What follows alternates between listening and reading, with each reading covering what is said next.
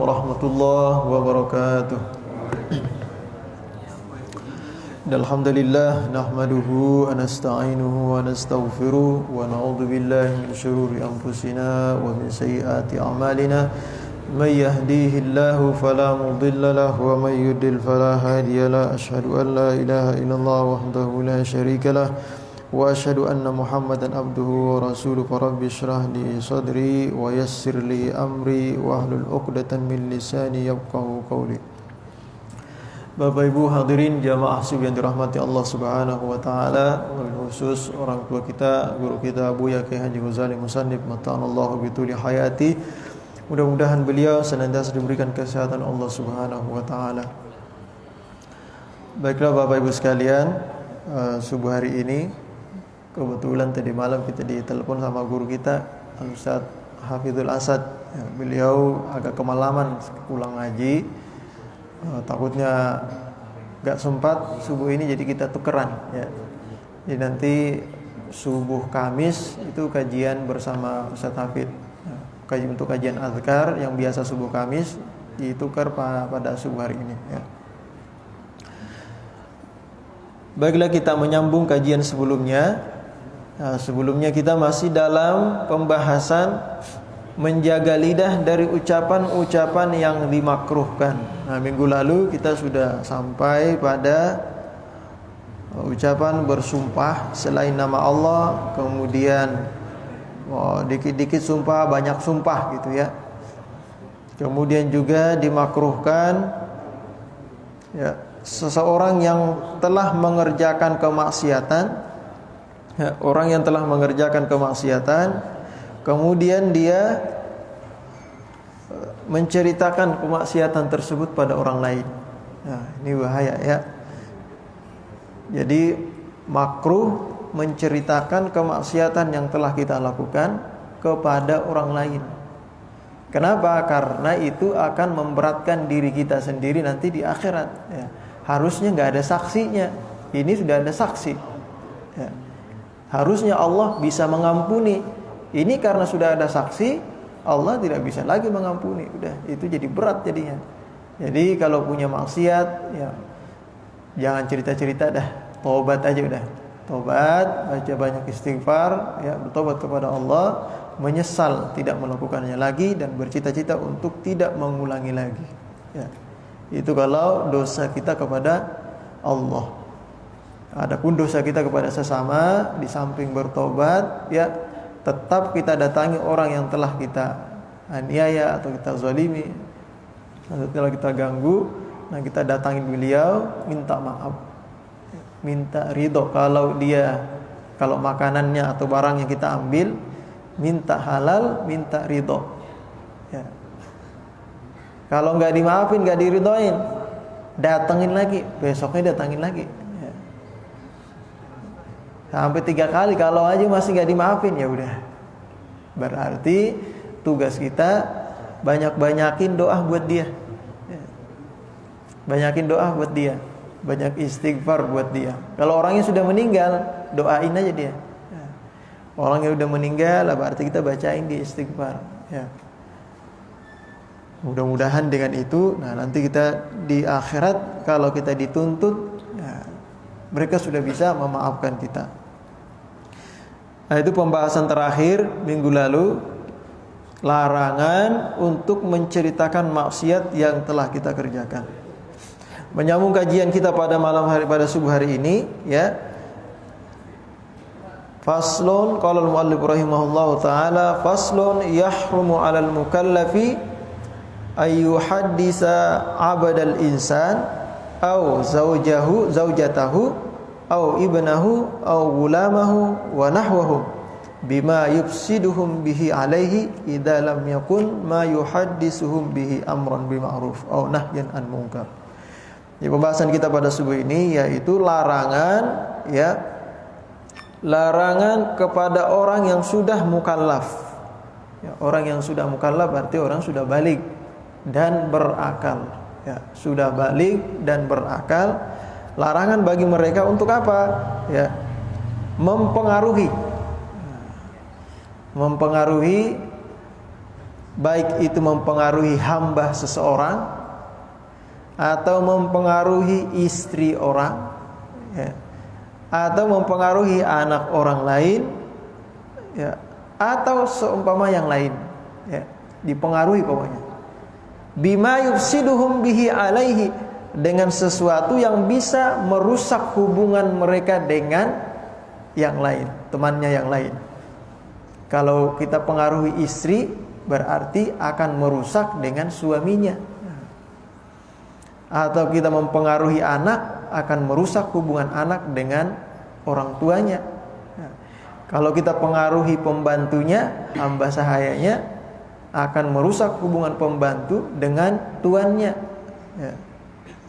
Atau lain-lain yang sifatnya mempengaruhi. Bahasa kerennya kita sini provokasi, memprovokasi atau jadi seorang provokator. Nah, ini bahaya nih, ya. Menjadi seorang provokator.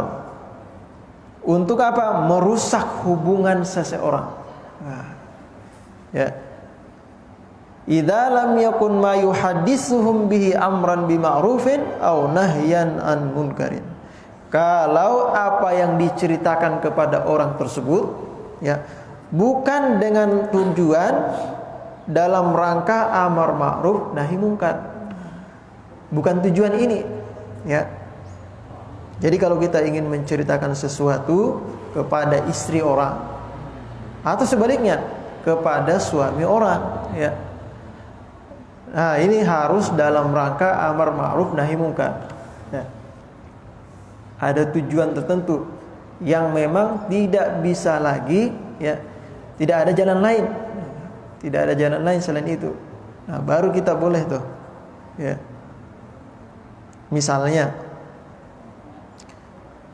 Misalnya kita cerita ke istri orang nih. Ya. Tadi kemarin saya bareng sama suami kamu kemarin tuh. Ternyata suami kamu mampir ke rumah janda. Misalnya begitu. Nah, ini kan jadi adu domba jadinya. Sebenarnya hampir mirip adu domba nih, ya.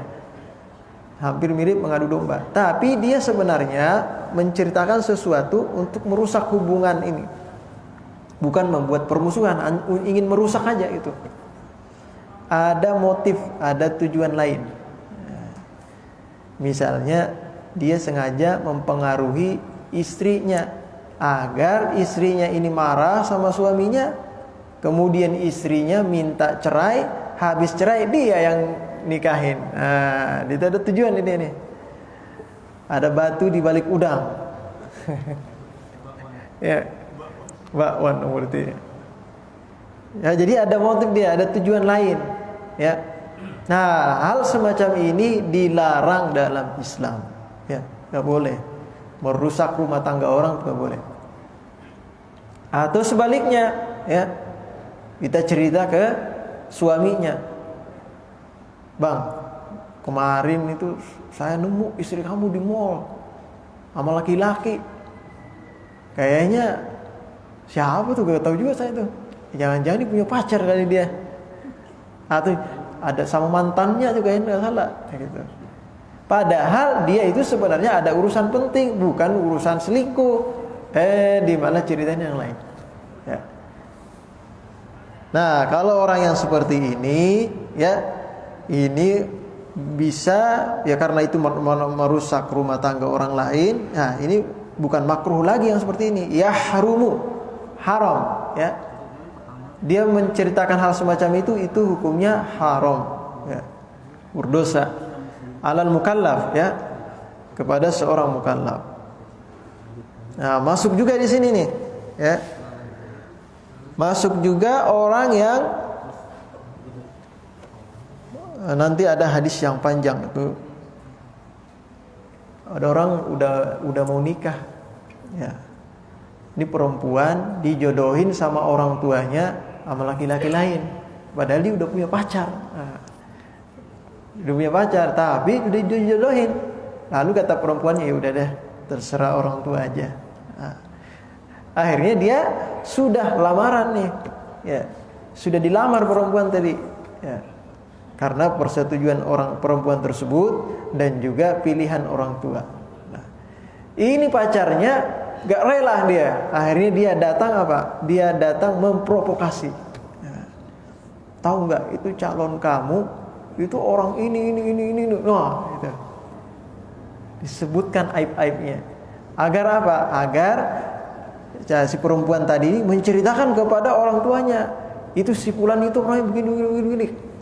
Nah, saya nggak mau jadi suaminya, jadi istrinya. Nah, itu. Ya, tujuan apa? Untuk membatalkan pernikahan. Nah, ini provokator ya, kalau begitu ya. Nah, akhirnya orang nggak jadi nikah. Nah, orang-orang seperti ini masuk nih di sini. Ya.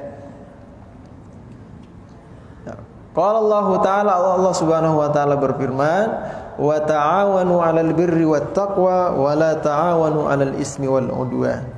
Hendaklah kalian tolong-menolong dalam kebaikan dan ketakwaan kepada Allah, jangan saling membantu dalam dosa dan memunculkan permusuhan. Nah, dasarnya begitu tuh, ya. Kemudian Allah Subhanahu wa taala berfirman, "Ma yalfidhu min qaulin illa ladaihi raqibun 'atid." Tidaklah terlintas sesuatu pun dari mulut kita, terucap sesuatu di mulut kita, melainkan itu semuanya dicatat oleh malaikat. Ya, itu semua sudah dicatat oleh malaikat. Jadi jangan sampai ya kita ini menjadi perantara orang itu bermusuhan. Ya, kalau tujuannya ingin membuat permusuhan, itu namanya adu domba, itu sangat bahaya itu, ya. Kalau yang ini hanya ingin memunculkan kerusakan, ya. Tadinya akrab jadi nggak akrab, rusak itu hubungan, yang merusak hubungan. Hampir mirip sebenarnya adu domba ini, ya. Nah, jadi perbuatan yang semacam ini itu dilarang oleh Rasulullah SAW. Apa hubungannya dengan ayat tadi? Nah, hubungannya dengan ayat tadi, nah perbedaannya dengan adu domba. Kalau adu domba itu kebohongan. Ya. Kalau adu domba itu kebohongan yang sengaja diprovokasikan kepada kepada dua kelompok agar bertikai. Itu adu domba tuh. Nah, apa hubungannya? Apa masalahnya dengan ini? Kalau yang ini, ya perkaranya benar, ya perkaranya itu benar dan memang terjadi, ya. Lalu diceritakan kepada pasangan dua suami istri, ya. Walaupun itu benar, jangan diceritakan, ya. Kalau dia menceritakan dalam rangka ingin merusak hubungan suami istri, maka itu nggak boleh. Nah, kayak tadi kan, dia melihat suami dari si istri ini mampir rumah janda, ya. Lalu dia cerita, padahal dia mampir ke rumah janda itu bukan untuk apa-apa, memang ada urusan, ya, ada barang yang mau diambil penting, ya. Dikirain seperti itu, ya. Nah, jadi hal semacam ini tuh dilaknat oleh Rasulullah SAW, ya. Bahkan dilarang, dikecam oleh Rasulullah SAW orang yang seperti ini. Nah, di mana sabda Rasulullah SAW, beliau berkata, "Man khabbaba zauja tamri'in aw mamlukahu falaysa minna." Nah, barang siapa yang merusak hubungan, ya, istri orang lain dengan suaminya, aw mamlukahu, atau apa yang ia miliki, atau hambanya, atau apa yang dia miliki, milik orang lain, falaysa minna, maka tidak termasuk dari golongan kami. Orang-orang begini nih, ya. Jadi nggak boleh, ya. Bahkan dalam sabda lain Rasulullah SAW bersabda, ya, laisa minna man khabbaba imra'an ala zawjiha, tidak termasuk dari golongan kami orang yang suka merusak hubungan istri orang lain dengan suaminya. Merusak hubungan istri orang lain dengan suaminya. Bahkan dikecam oleh Rasulullah SAW, ya. Wa man afsada imra'atan ala zawjiha falaysa minna. Ini sama dalam riwayat Imam Ahmad, ya. Siapa yang merusak hubungan seseorang dengan suaminya, maka tidak termasuk golongan kami. Di dalam sabda Rasulullah SAW, ini komentar dari Imam Ibnul Qayyim Al-Jauziyah, ya. Wa qad la'ana Rasulullah sallallahu alaihi wasallam man fa'ala dzalik wa tabarra'a minhu. Nah, jadi Imam Ibnul Qayyim Al-Jauziyah mengatakan Rasulullah sallallahu alaihi wasallam sungguh telah melaknat orang yang berbuat semacam ini, ya. Wa tabarra'a minhu, dan Rasulullah berlepas tangan dari orang-orang yang suka seperti ini. Ya. Biasanya kalau perempuan berarti sesama perempuan biasanya cerita, atau laki-laki berarti sesama laki-laki. Dia cerita ke temannya, itu kemarin saya melihat istri kamu tuh begini. Nah, walaupun benar, ini benar ya. Ya, ini ceritanya benar, bukan dusta, bukan diada-ada. Kalau diada-ada itu jadinya dan tidak adu domba. Ya. Jadi nanti adu domba nanti jadinya. Nah, ini ceritanya benar, ya. Nah, bukan dalam rangka amar ma'ruf nahi mungkar, bukan dalam rangka itu, ya. Tujuannya adalah merusak rumah tangga orang. Nah, itu tuh, ya. Yang dilarangnya di situ, merusak rumah tangga. Tadinya harmonis, ya, tadinya rukun-rukun, pagi masih sarapan bareng. Sore pulang-pulang kerja dimarah-marahin itu. Ya, marah-marahan. Gara-gara ada orang ketiga yang ceritanya macam-macam, ya. Nah, jadi ini, ya, wa huwa min akbaril kabair, termasuk dosa-dosa yang paling besar. Akbaril kabair, dosa besar di antara dosa besar. Berarti dosa kelas kakap juga nih, ya. Bahaya nih. Wa idza kana Nabi sallallahu alaihi wasallam qad naha ay yakhtuba ar-rajulu ala khitbati akhihi. Nah, di sini disebutkan juga kalau Rasulullah sallallahu alaihi wasallam melarang seseorang, ya, melamar perempuan yang sudah dilamar oleh orang lain. Nah, ada perempuan udah dilamar sama orang lain, ya. Cuma karena kita merasa kita paling ganteng, kemudian punya mobil, yang ngelamar pertama tadi itu cuma punya motor doang, ya, petani. Lalu dia datangin orang tuanya. Dia tahu orang tuanya ini harga matre dikit. Dia datang ke orang tuanya, saya mau melamar anak bapak. Orang tuanya ngelihat, datang pakai mobil nih. Akhirnya yang pertama dibatalin. Nah, ini nggak boleh nih, ya. Membatalkan tujuan melamar, ya, perempuan yang sudah dilamar orang lain nggak boleh, ya. Merusak perjanjian yang sudah disepakati oleh orang yang pertama. Nah, kalau ini saja dilarang oleh Rasulullah, ini kata beliau nih, kata Imam Ibnul Qayyim Al-Jauziyah, wa ayyastama ala saumi akhihi, ya, atau dia itu menawar atas tawaran orang lain. Ada orang beli mobil, ya, harganya 150 juta, Avanza misalnya. Ditawar sama dia, akhirnya ya udah, saya beli, ya udah gini aja deh, harganya kita sepakatin. Kalau nawar kurangi 10 juta, akhirnya jadinya 140 juta. Udah sepakat nih. Ya udah, besok saya datang antar duitnya, ya, sekalian ngambil mobilnya. Udah sepakat nih. Ada orang datang. Berapa nih mobilnya, cakep nih. Berapa harganya? Ini tadi baru saya beli, saya jual ke ini, orang ini 140 juta. Murah banget, udah sini saya beli 160. Kata penjualnya, wah 20 juta nih untungnya. Daripada sama dia 140, mending sama ini 160. Nah, ini namanya menawar barang yang sudah ditawar oleh orang lain, ya, ingin beli. Nah, ini nggak boleh seperti ini, ya. Kalau sudah ada yang mau beli, atau barang ini sedang dilihat oleh orang, lagi dilihat-liatin oleh orang, mau dibeli, dicek.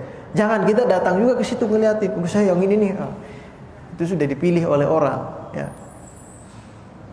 Jadi nggak boleh. Ini juga dilarang oleh Rasulullah, ya. Nah, kemudian di sini Ibnul Qayyim Al-Jauziyah membandingkan, kalau yang seperti ini saja dilarang oleh Rasulullah, maksudnya belum dimiliki, ya. Itu kan baru mau dimiliki, sudah rencana, sudah ingin membuat perjanjian, ya. Baru mau dimiliki. Yang ini saja belum, itu dilarang oleh Rasulullah. Apalagi yang sudah dimiliki, yang sudah ada hubungan suami istri, misalnya sudah ada hubungan. Nah, itu nggak boleh dipecah hanya karena kita ingin nanti kalau dia udah pecah, udah cerai, nanti saya menikahin istrinya, begitu misalnya. Nah, ini nggak boleh seperti ini. Ya, merusak hubungan orang lain karena ada batu di balik udang tadi. Ya. Nah, jadi hubungan yang belum sama saja itu dilarang, apalagi yang sudah. Nah, ini namanya merusak hubungan orang lain. Ya. Nah, bahkan di dalam hadis lain Rasulullah Shallallahu Alaihi Wasallam bersabda, ya, ini perkataan sahabat, ya, nah, perkataan sahabat ini, beliau mengatakan, wa min dzalika ifsadu qalbil mar'a ala zaujiha. Nah, termasuk daripada merusak hubungan, yaitu merusak hati perempuan, ya, seorang perempuan, sehingga dia tidak enak hati sama suaminya. Ya. Kalau tadi kan kita pengaruhi dia dengan kita sampaikan bahwa suami kamu itu begini. Nah, tapi benar, memang benar. Ini cerita itu benar, tapi seharusnya itu tidak disampaikan, ya, kepada istrinya. Ya, seharusnya tidak disampaikan kepada istrinya, takut itu merusak hubungan, ya. Beda tadi kalau tujuannya adalah ta'awanu 'alal birri wat taqwa. Nah, tujuannya tadi amar ma'ruf nahi mungkar. Misalnya, tujuannya amar ma'ruf nahi mungkar seperti apa? Kita lihat ini istrinya kasihan tiap hari, ya, melayani suaminya.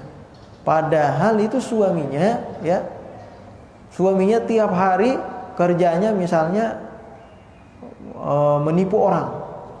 Kerjaannya menipu orang nih suaminya nih.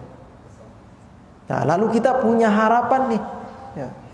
Kita punya harapan ini kalau istrinya yang memberikan masukan pada suaminya, ini dia bisa sadar kayaknya nih, ya. Suami ini bisa sadar. Lalu kita menceritakan sifat atau kelakuan suaminya kepada istrinya dengan tujuan agar istrinya ini bisa menasehati suaminya. Kan ada orang kalau di luar dia jago, dia kalau udah masuk rumah, nah, kalah dia sama istrinya yang dari jagoan. Misalnya ada orang begitu, ya, istrinya yang jagoan. Kalau dalam rumah istrinya jagoan, tapi kalau di luar dia jagoan dia. Nah, orang seperti ini kalau diharapkan istrinya bisa memberikan nasihat, masukan kepada suaminya, yang mana suaminya ini suka menipu orang misalnya, ya. Nah, kalau tujuan seperti ini, tapi nanti kita sampaikan pada suami istrinya. Nah, tolong ini nanti disampaikan dengan baik, ya. Yang dimarahin suaminya entah malah kabur lagi. Ya, ini tujuan saya ini hanya ingin agar suami Anda ini baik. Ya, tolong nasihatin. Nah, ini kan tujuan bagus nih, ya. Nahi mungkar di sini nih, agar orang suaminya itu nggak menipu orang lagi, gitu. Nah, kalau tujuan seperti ini bukan dalam rangka agar hubungan suami istri ini tadi pecah, nah itu boleh, ya. Jadi dalam rangka amar ma'ruf nahi mungkar, nggak boleh. Atau ngasih masukan buat istri, ya. Misalnya nih, kita ini bersahabat dengan suaminya si fulanah, si perempuan itu. Ini suaminya kalau datang ketemu dengan kita karena sahabat akrab, dia kadang curhat masalah istrinya. Nah, curhat masalah istrinya, oh istri saya kok begini ya, begini. Nah, itu. Nah, suatu waktu kalau kita punya kesempatan, kita yakin istrinya juga nih orang baik nih, ya, cuma dia mungkin tidak paham saja dengan karakter suaminya sehingga ada kesalahpahaman. Lalu kita datangin istrinya, kita cerita ke istrinya, kayaknya suami kamu itu suka banget dah kalau kamu ini begini nih. Nah, saya dengar suami kamu tuh suka begini nih. Kalau kamu lakuin ini pasti dah hubungannya pasti bagus. Terus kata suaminya, memang selama ini saya gini ya? Iya, dia kayaknya sih kurang ini, kurang menghormati dia, kurang menghargai suami kalau seperti itu. Bagusnya begini kayaknya nih. Nah, kita beri masukan buat istri agar istri ini bisa ya lebih baik lagi di hadapan suaminya. Nah, kalau tujuan seperti ini bagus ya. Nah, tapi kalau dalam rangka ngompor-ngomporin atau apa sehingga ada pertikaian, perpecahan dalam rumah tangga orang lain, nah itu yang diharamkan dalam agama ya. Jadi Al-Adib Al-Abadi mengatakan, man khabbaba zawjata mri'in aw khadamaha wa afsadaha aw ahsana ilaiha at-talaq ya, liyatazawwajaha aw yuzawwijaha li ghairihi aw ghairi dzalik. Jadi siapapun yang melakukan takhbib, ini namanya takhbib, bukan namimah ya. Takhbib namanya. Takhbib itu ingin merusak hubungan ya. Orang yang melakukan hal semacam ini kepada istri orang ya. Atau misalnya dia itu siapapun yang menipu ya, perempuan orang menipu istri orang dalam rangka agar si istri tadi ini minta talak kepada suaminya, setelah itu dia yang nikahin. Nah, orang yang seperti ini nih, nah itu dilarang dalam agama. Ya, diperjelas oleh beliau. Nah, makanya di dalam Al-Quran disebutkan, فَسَيَعْلَمُونَ مِنْهُمَا مَا يُفَرِّقُونَ بِهِ بَيْنَ الْمَرْءِ وَزَوْجِهِ. Kata Allah Subhanahu wa taala, maka mereka mempelajari dari kedua malaikat itu apa yang dengan sihir itu dapat mencerai-beraikan seorang istri dari suaminya. Ya, jadi ini ada malaikat yang mempelajari, ini ada cerita ada orang yang mempelajari sihir. Nah, lalu dia mempelajari sihir itu dalam rangka ya, dalam rangka ingin merusak rumah tangga orang lain ya, karena dia nggak suka tadi mantannya diambil, lalu dia ingin merusak agar nanti hubungan rumah tangganya rusak sehingga dia yang masuk menjadi penyelamat buat istri gitu kan, buat perempuan tadi agar dia bisa menikahinya misalnya. Nah, orang yang seperti ini itu dilarang dalam agama ya. Nah, jadi ini namanya takhbib. Ini tidak boleh ya. Nah, kemudian selanjutnya bab faslun yang bagi ayyuqala fil malil mukhraj fi ta'atillahi ta'ala anfaqtu wa shibhu fayaqulu anfaqtu fi hajjati alfan wa anfaqtu fi ghazwati alfain wa kadza anfaqtu fi diyafati dhaifi wa fi khitani auladi wa fi nikahihi wa shibhi dzalik ya. Nah, kemudian sekarang ini tuntunan buat kita ya. Tuntunan buat kita agar tidak menyesali perbuatan baik walaupun secara zahir kita terlihat rugi. Misalnya begini ya. Kita berimpak. Kita naik haji, di sini dicontohkan kalau kita mengeluarkan harta kita dalam urusan ketaatan ya, untuk taat kepada Allah Subhanahu wa taala, maka hendaklah ditanamkan dalam hati, saya berimpak untuk ini. Saya berimpak untuk ini karena Allah. Ya. Misalnya di sini anfaqtu fi hajjati alfan. Saya berimpak untuk hajiku, yang haji yang saya laksanakan ini alfan 1000 misalnya. 1000 dinar. Atau misalnya anfaqtu fi ghazwati alfain, dalam perang saya berimpak 2000 misalnya. Wa kadza fi dhaifati dhaifi. Begitu pula ketika menjamu tamu.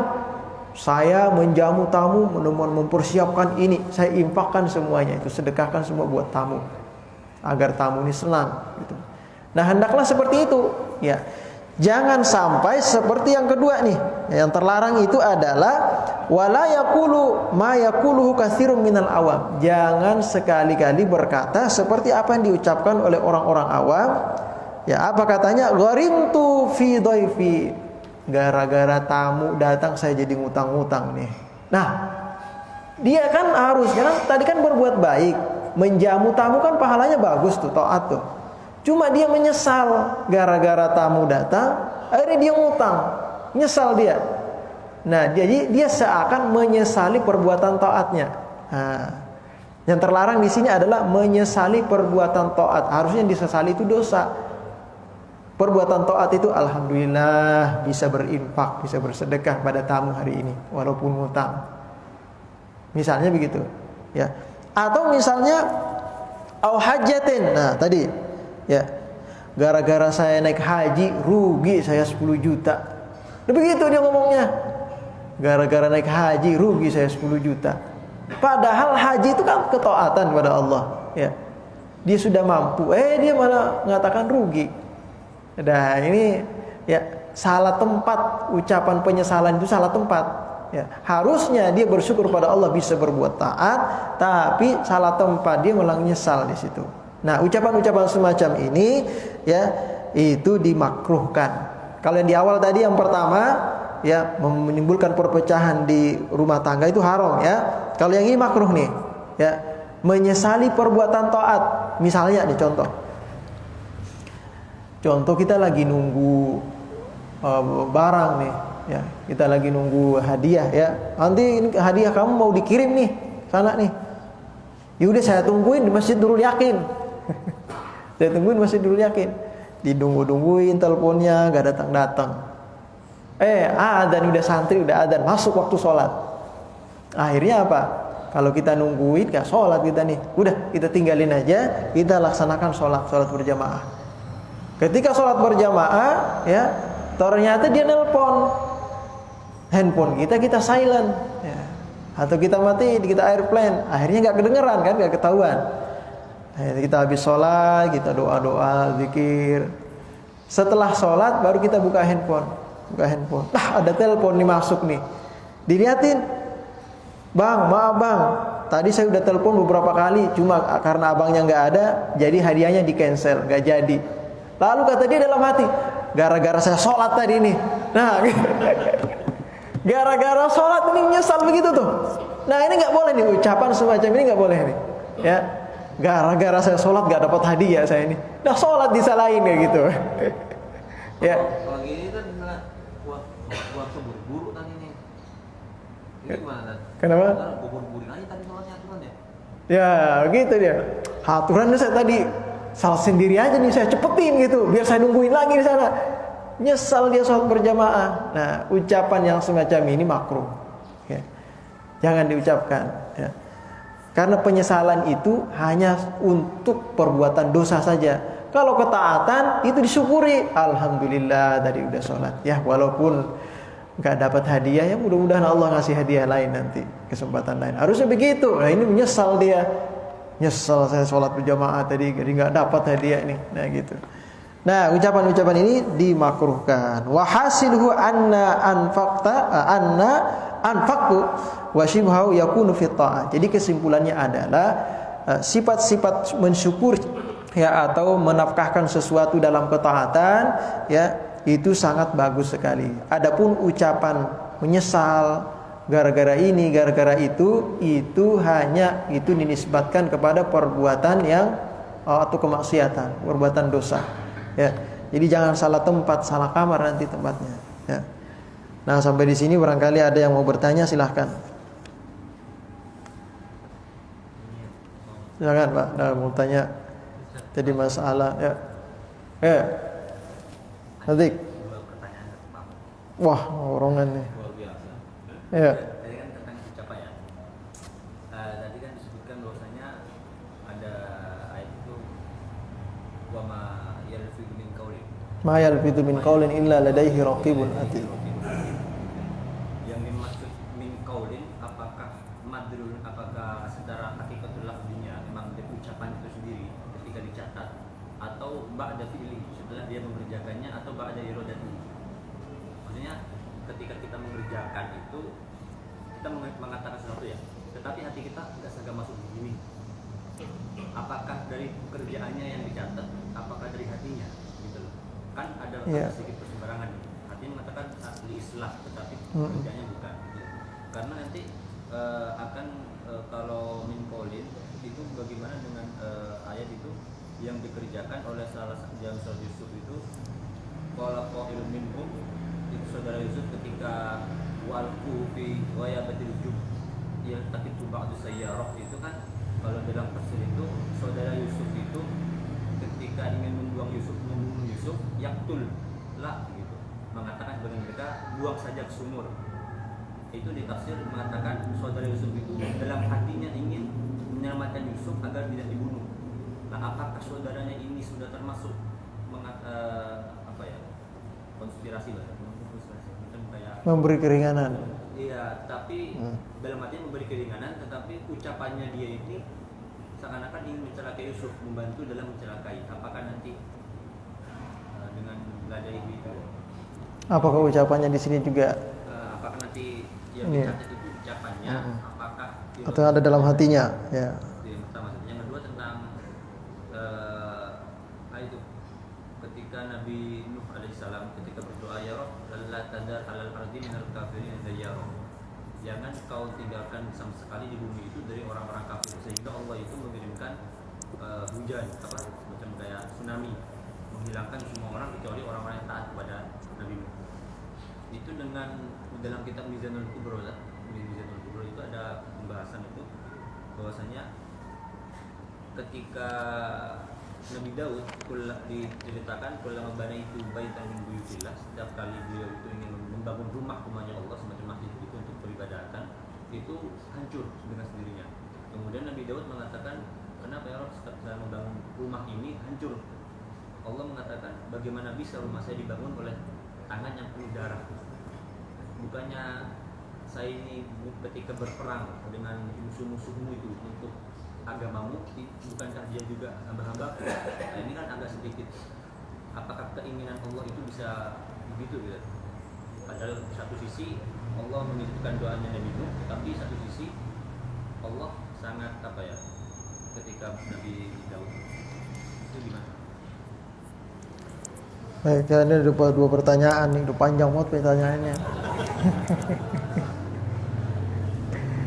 Jadi yang pertama adalah yang ditanyakan itu bagaimana konsekuensinya, ya apa dapat pahala nggak atau dicatat nggak juga?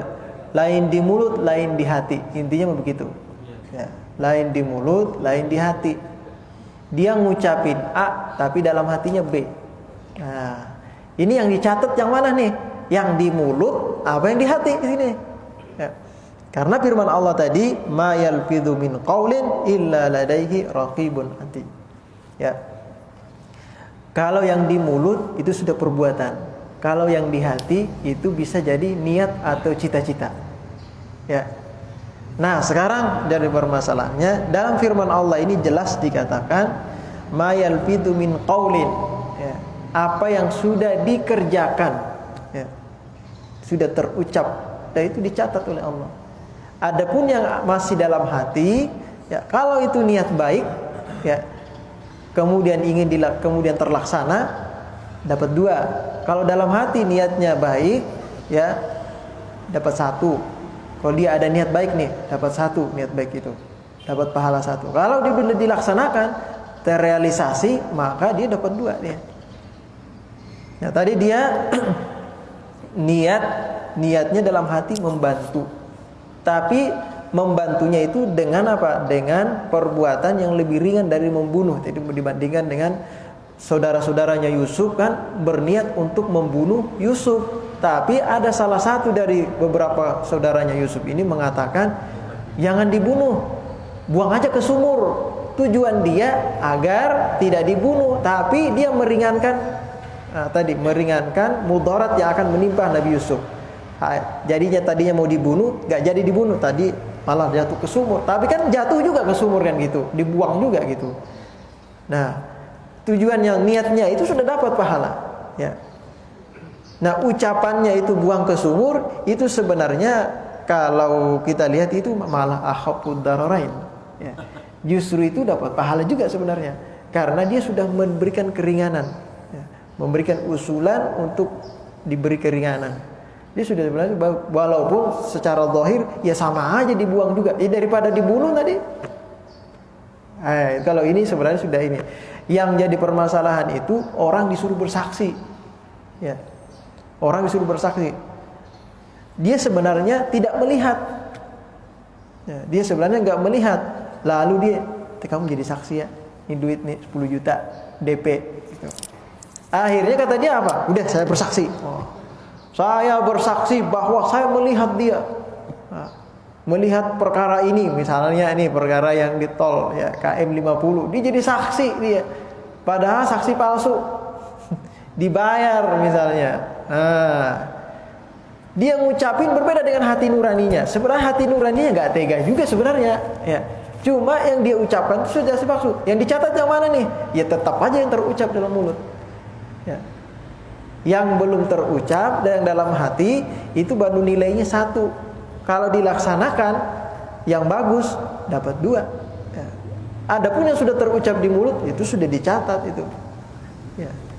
Sudah dicatat itu. Tapi balik lagi ke ayahnya bohong lagi juga kan ya semuanya kan.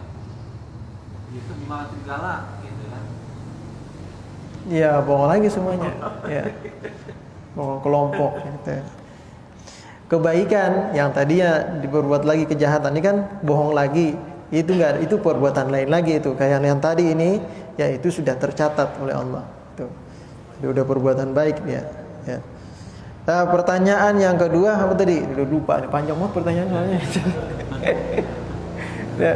Nabi Daud itu antara Nabi Daud dengan Nabi Nuh. Nah, mendoakan binasa makhluk Allah. Ya Allah, jangan sampai di permukaan bumi ini enggak ada orang kafir. Binasakan semuanya. Ya. Mendoakan semua orang binasa. Lalu Allah kemudian menegur Nabi Nuh ini ya karena dia mendoakan binasa kepada makhluk Allah. Ya. Nah, ini sebenarnya pelajaran ya. Ini sebenarnya pelajaran bahwa di sini ada penghargaan kita kepada sesama manusia. Ya. Sama dengan orang kafir harbi ya. Kafir harbi.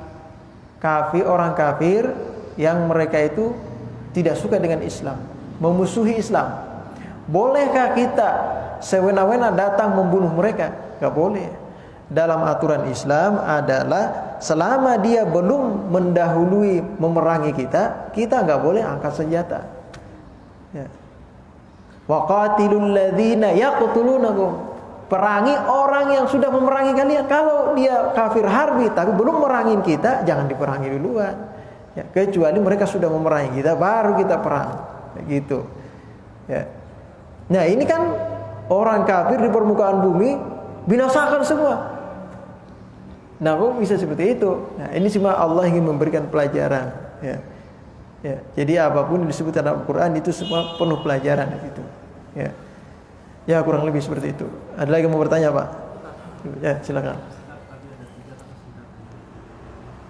Pertama ini mengenai sholat terlambat di luar tema apa? Ya. Kunut kalau terlambat apakah kita di rakaat kedua kunut lagi? Pertama, terus yang kedua karena kan pandangan orang suka karena tidak ada ilmu takutnya salah. Pertama kalau melepas sendal itu berbalik ke badan itu apakah ada sunnah? Hanya untuk mempermudah supaya kaki kiri dahulu yang putar. Iya. Jadi artinya memudahkan lagi pas waktu pakai sendalnya lagi kali. Sunnah gitu.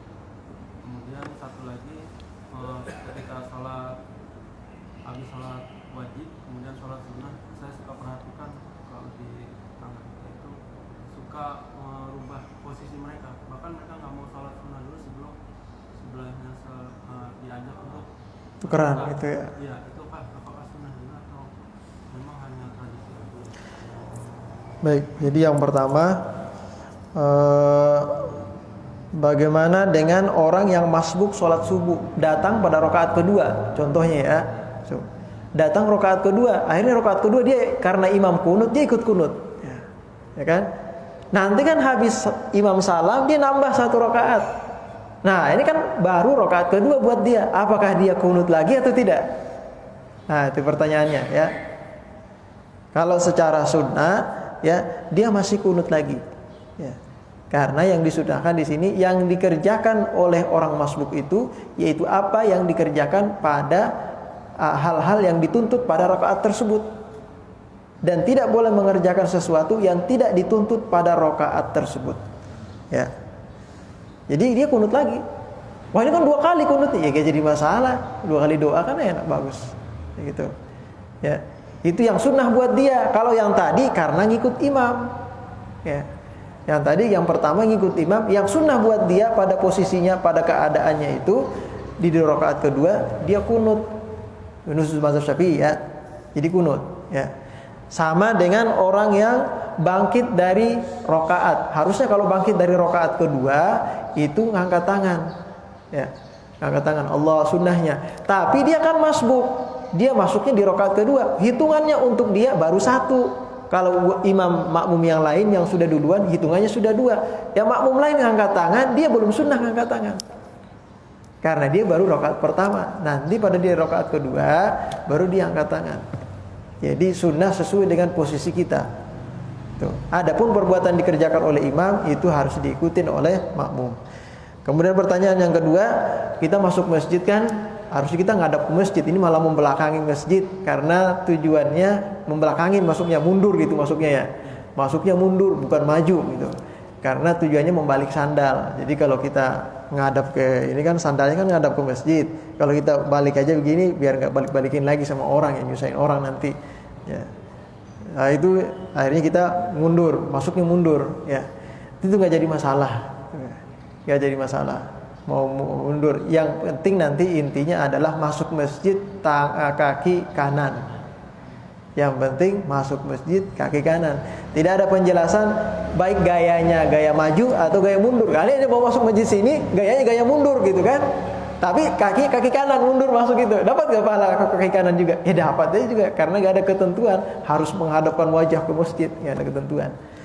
Intinya kaki kanan itu. Kemudian yang terakhir apa tadi? Mertukaran tempat ya. Habis sholat wajib, nah kita mau sholat sunnah, di belakang kita ada orang itu sholat Jumat kan, samping ada orang ini kita tungguin dulu yang sini sebelah selesai. Selesai kita tukeran.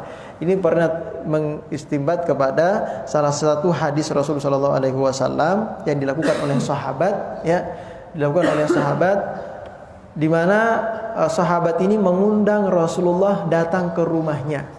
Ya.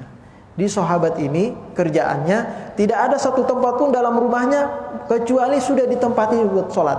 Nah, kemarin saya sholat di sini, hari ini ada sholat di sini, tempatin semua di sholat. Ya.